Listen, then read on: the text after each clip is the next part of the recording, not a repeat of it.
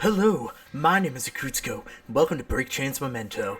This is another visual novel made by the same people who did frickin' Where We Are Seen. So you can imagine how excited I am to be playing this for you guys. And I hope you guys are excited too, because I know this is going to be insanely dramatical. Because I read a little bit into what the description was for this game, and apparently it's pretty graphic. So I'll try and not make it so graphic that you guys won't want to see that, though I'm sure you do. But it's YouTube. So let's go ahead and just start. Shuki. The cold is the first thing Shuki notices. He opens his eyes but is surrounded by an oppressive darkness. A pair of hands, wet like death, reaches down for him. From the ripples of the surface, he can make out that he's submerged underwater. He reaches for the pair of hands, but the water around him feels like molasses. He can't move. There is no oxygen.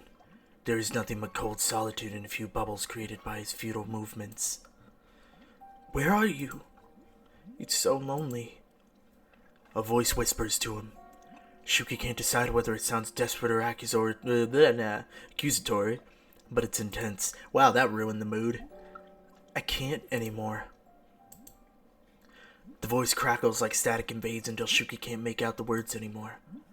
Shuki begins to feel the darkness press in. He's helpless, sinking. The lack of oxygen gets to him now. A painful cry catches in his throat, but he doesn't make a sound. Seeing no way out, Shuki closes his eyes and lets the cold water take him. Whoa!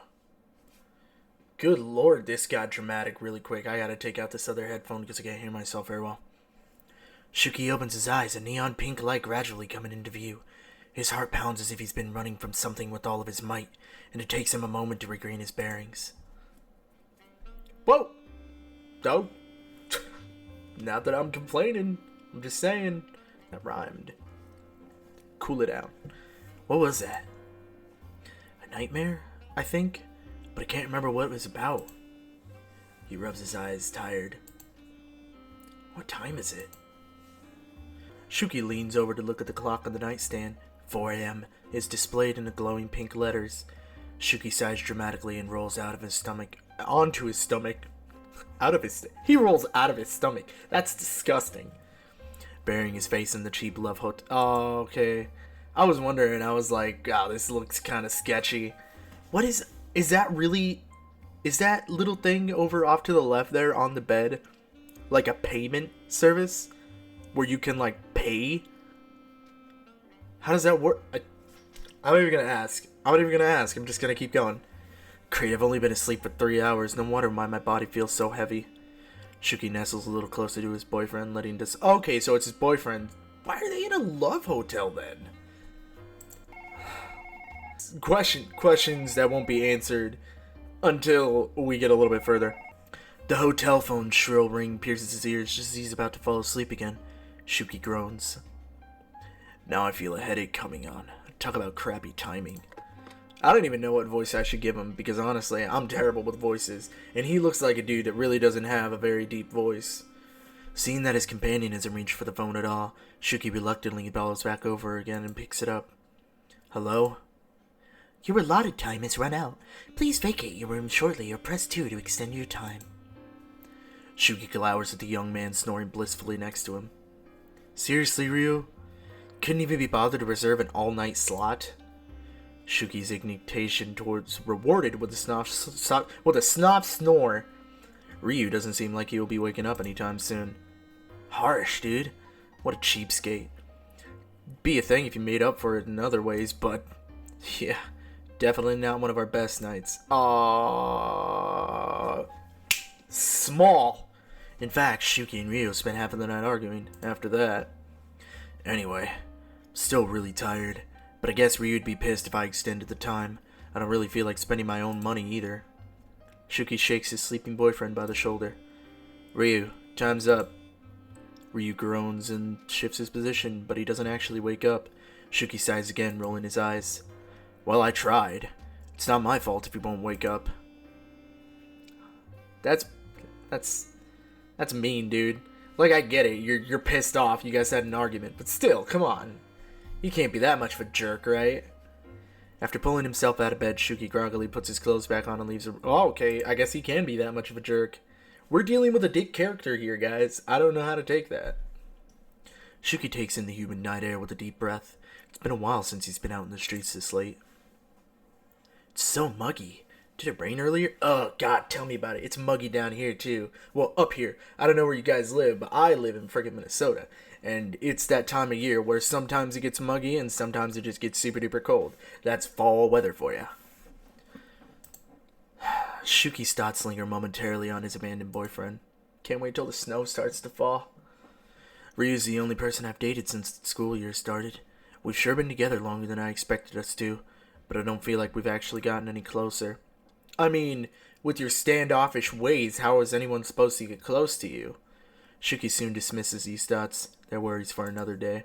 I feel like they should be worries right now, but I'm not going to say anything about it. The buses don't run at this time, so Shuki begins the familiar walk home on foot. Luckily, he doesn't have too far to go. Again, why the Love Hotel if you're not that far from home? How old are you, by the way? I don't even know how old he is. Maybe he had to. But you can't rent a Love Hotel if you're under 18, right? Does that make any sense? I don't know what time this is. I don't know the laws in Japan, because I'm guessing that's where this is right now.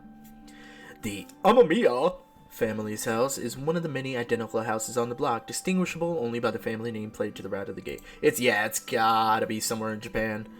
As Shuki approaches the house, he sees that a few of the lights are still on, so at least one of his family members must still be awake. I'm gonna have to look that up and see if they put that in the description or something, because that's, like, interesting to me now.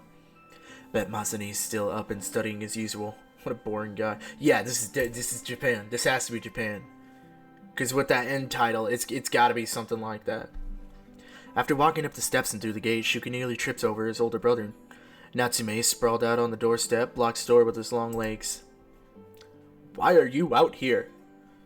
And why are you sleeping so weird? Huh. Fast asleep, typical. In fact, I would have been more surprised if he'd been awake. If he didn't sleep through all of his classes, maybe he'd do better. Not like I've got room to criticize others. Well, I mean, true.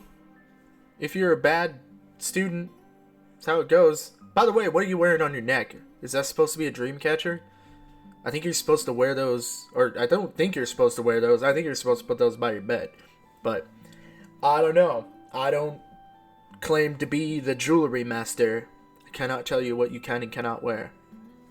There was a rumor going around school that on his last science test, Natsume just drew giraffes all over the paper and then passed out. Dude, I wish I could do that. Certainly a far cry from the reliable older brother Shuki vaguely remembers from his childhood. Anyway, I wonder how long he's been laying out here. It suddenly dawns on Shuki that even for Natsume, sleeping outside is strange. Was he waiting? Oh, Jesus. His clothes are all wet from the rain. I thought I told him I'd be out, but maybe I forgot after all. Feeling a rare jolt of guilt, Shuki prods his older brother awake. Hey, you can't sleep out here. You're gonna get sick or something with your hair and clothes soaked like that. Natsume's eyes flutter open, and after registering Shuki standing in front of him, he jumps to his feet. Shuki, what time is it? I don't know. I think I left the hotel around 4 or something. Hotel? Oh, right.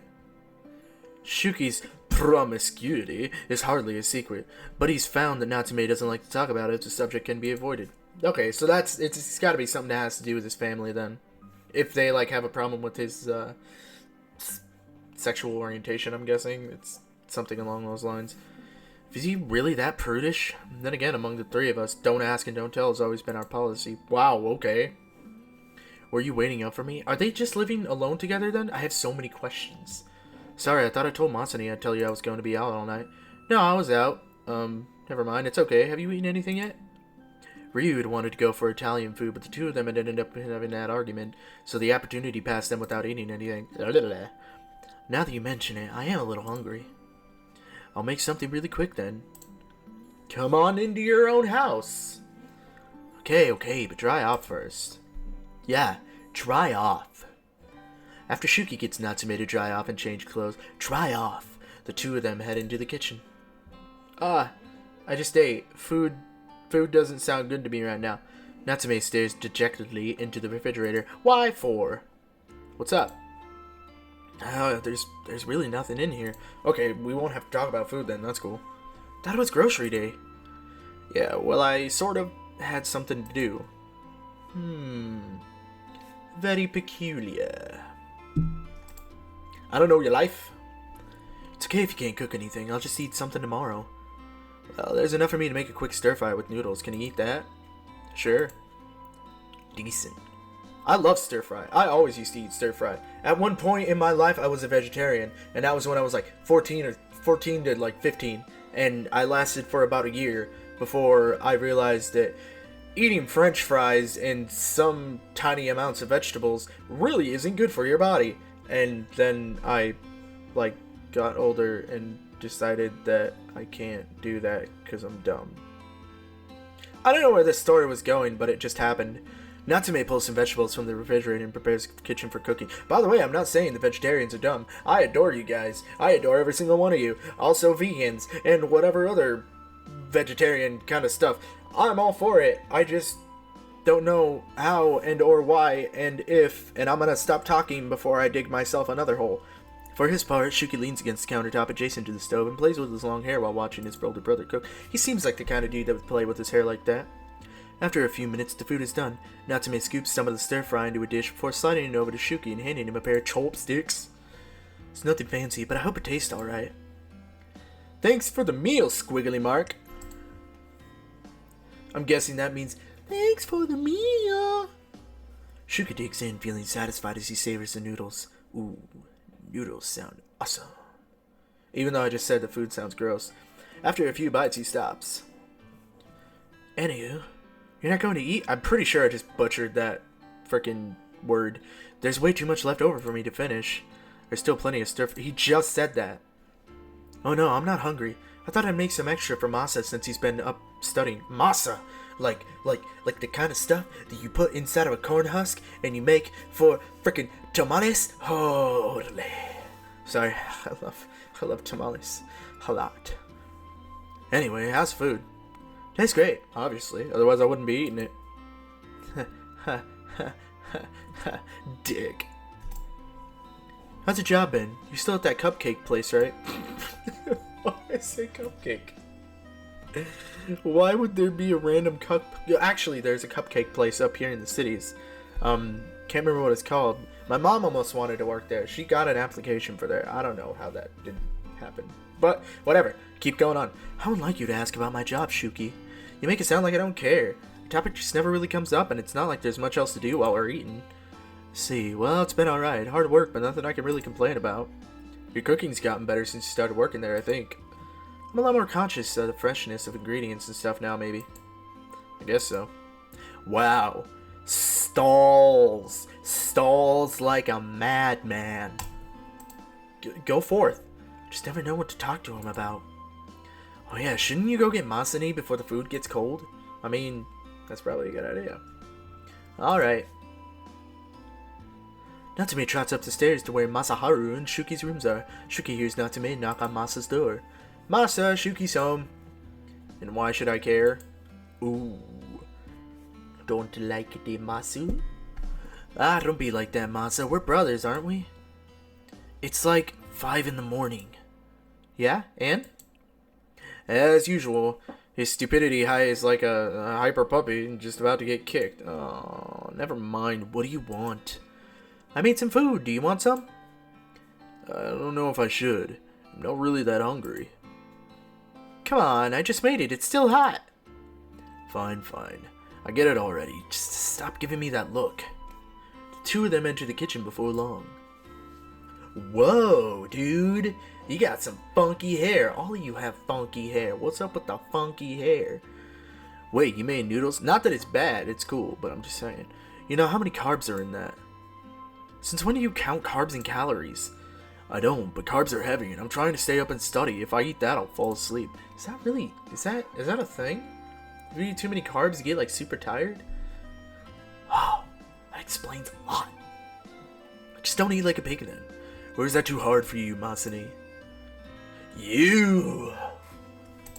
Me. You and me together. Sorry. Now, you two. Should I say something?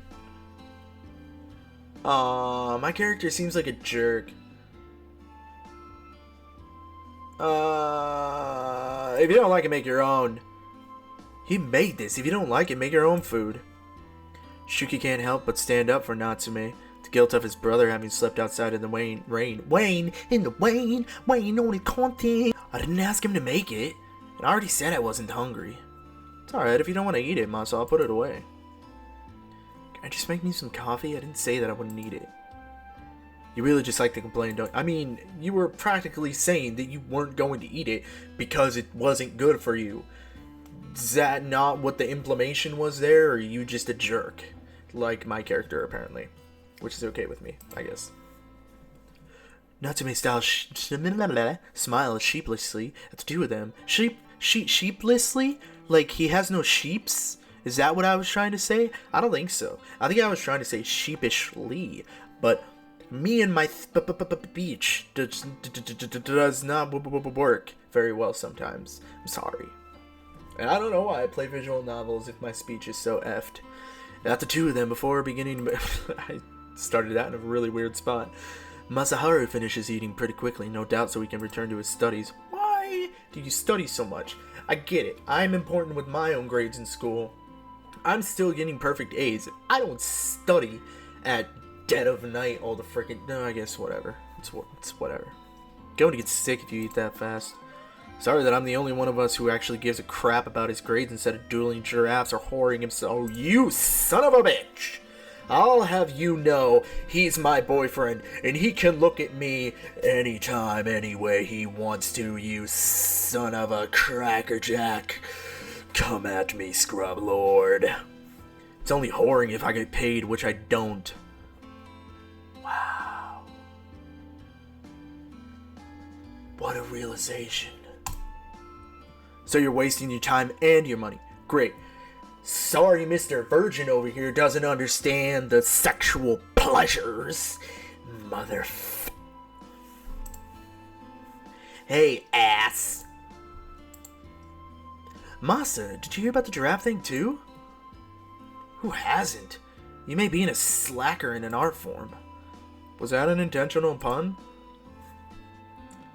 Why, yes, it was.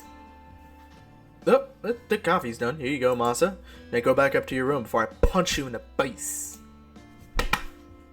Come out to me. Masaharu takes a mug from Natsume and goes back upstairs in a huff. Sure is good at playing the mediator, huh? Shuki stares at the coffee that Natsume took out to brew for Masaharu. Isn't that decaf? Nah, you got me. Well, it's already so late. Blech. It's already so late that I started getting hiccups. I don't think it's good for Masa to stay up any later, so I did that on purpose. Keep it a secret, okay? Sure, since you cooked for me. Aww, after Shuki finishes his food, he thanks Natsume and goes up to his room to sleep. From the top of the stairs, he can hear the clinking and splashing sounds of dishes as Natsume washes him. And as usual, his cooking was delicious. Glad me and Ryu didn't eat at that Italian place.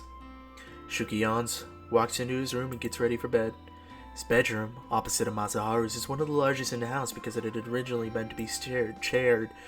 However, Shuki is very much alone when he turns the lights off and crawls into his bed for a few hours of sleep. Aww. Chapter 1 complete. A family's melancholy. Oh, wait. Is this chapter 1? Or that was a prologue? Was that a prologue? Because I didn't get this screen when I first started. Anyways, I'm going to stop it right here, actually. So I'm going to go do this. And yes, as you can see, I did get a little bit into it. I was trying to record before, but the recording didn't work out very well, so I have to record it over again. But it's okay, because you guys don't probably care about it that much. But either way, thank you guys very, very much for watching. I really, really appreciate it, and I hope you are going to be very, very excited for this game, because I am. I know I am. I am very looking forward to where the hell this adventure is going to lead us. I don't know. Hopefully it leads us to a good place. So, I'll see you guys in the next video. Like and subscribe if you want to see more content, because that content will be delivered straight to your doorstep as always. And